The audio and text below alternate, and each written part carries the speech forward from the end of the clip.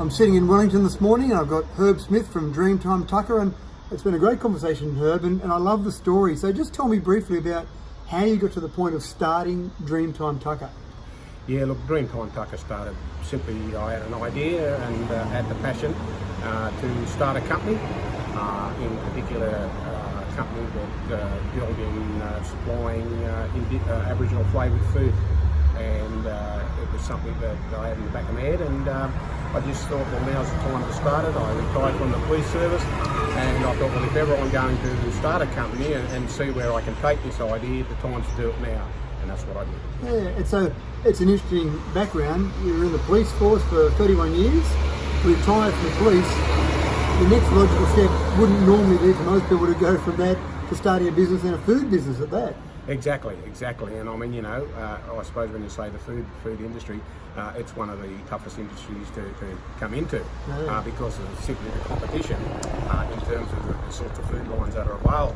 But I had the idea that, the fact that I was looking at developing and manufacturing an Aboriginal flavoured product, that I was going to fit into a niche market, and I knew that existed because I'd done a lot of research, and there was a gap in a void in regards to the number of Aboriginal companies that were out there supplying, big corporates with this sort of food. So I knew there was an opportunity there. It was just a matter of taking that step, grabbing the opportunity, and developing a product that you could sell.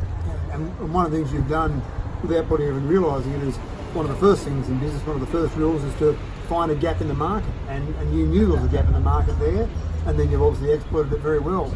So you've now got some pretty good clients. So you've got clients like Qantas, you've got clients like Accor Hotels. I mean, they're not easy clients to get, so you've obviously done very well to get some of those clients of that size. Oh, look, most definitely. You just mentioned two of the biggest corporates in the world.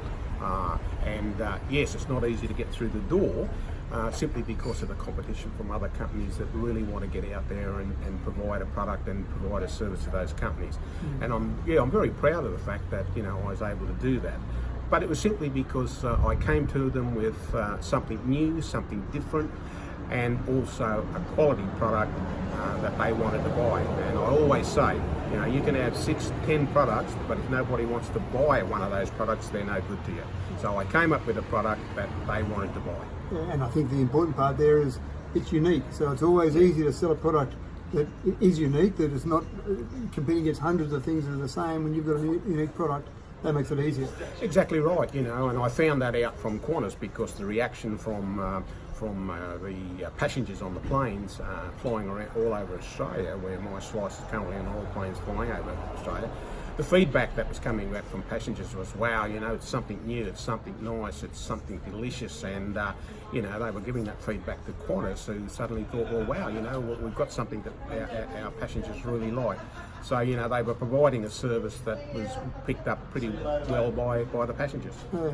And you had some discussions around government, state and federal, and you haven't had a lot of luck there, and essentially you're doing all this on your own. But the great part is, you're here in Wellington, you stayed in Wellington, you're doing the baking in Dubbo, but you want to actually bring more of that across to Wellington. So I think it's a great success story for a regional area.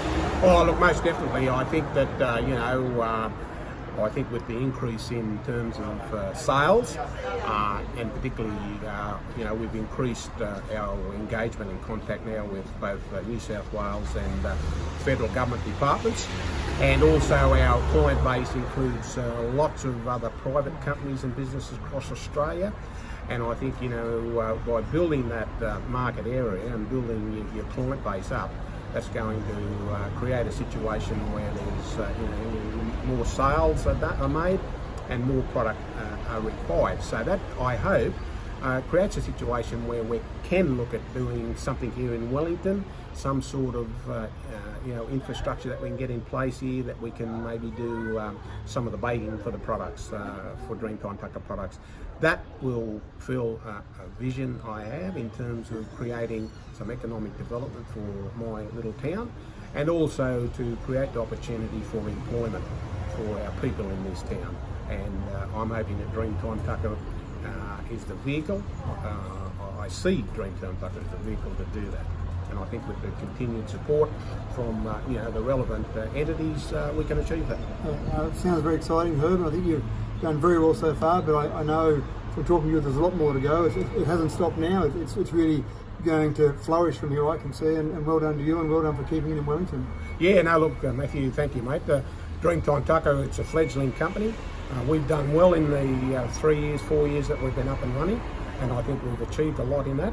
But look, we can achieve a lot more, and I think the future's very bright for the company, and I'm hoping also very bright for some future economic development for Wellington. Thanks for your time this morning, Herb. Yeah, thanks very much, mate. Thank you.